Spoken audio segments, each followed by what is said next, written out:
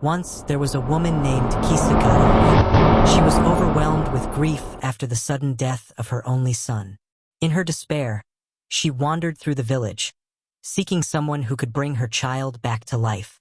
Her neighbors, feeling sorry for her, suggested that she visit the Buddha, who was known for his wisdom and compassion. Kisagatami went to the Buddha and pleaded for him to bring her son back to life.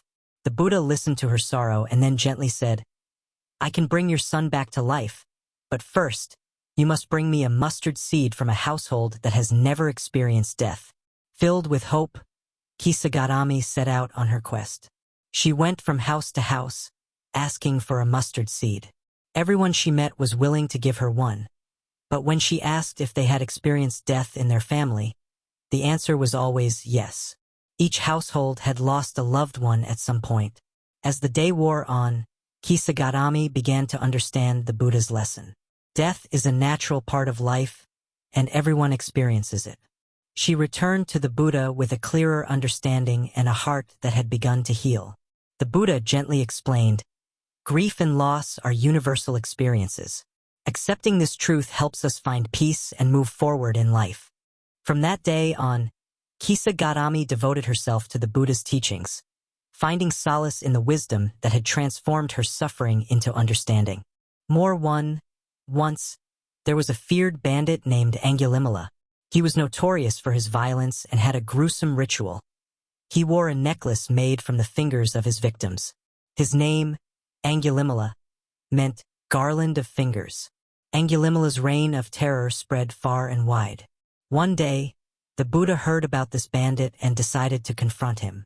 Ignoring the warnings of villagers, the Buddha set out on a path through the forest where Angulimala was known to roam. As the Buddha walked calmly, Angulimala spotted him and, curious about the serene figure, decided to make the Buddha his next victim. Angulimala chased after the Buddha, but no matter how fast he ran, he couldn't catch up. Despite his best efforts, the Buddha always seemed to remain just out of reach. Exasperated, Angulimala finally shouted, "Stop, monk!" The Buddha, without breaking his stride, replied, "I have stopped, Angulimala. It's you who must stop." Confused and intrigued by the Buddha's words, Angulimala asked, "What do you mean?" The Buddha explained, "I have stopped harming living beings and live a life of peace and compassion. But you, Angulimala, continue to live a life of violence and suffering. It is you who must stop." These words struck a chord deep within Angulimala. He dropped his weapons and fell at the Buddha's feet, seeking guidance and forgiveness. The Buddha, seeing his genuine remorse, accepted him as a disciple. Under the Buddha's teachings, Angulimala transformed completely. He became a monk and devoted his life to practicing compassion and helping others. Despite his past, he found redemption and peace through the Buddha's guidance. One day, as he was begging for alms in a village, people who still feared and hated him for his past actions threw stones at him.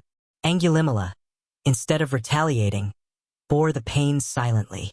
He understood that he was facing the consequences of his past deeds and accepted it with a calm mind.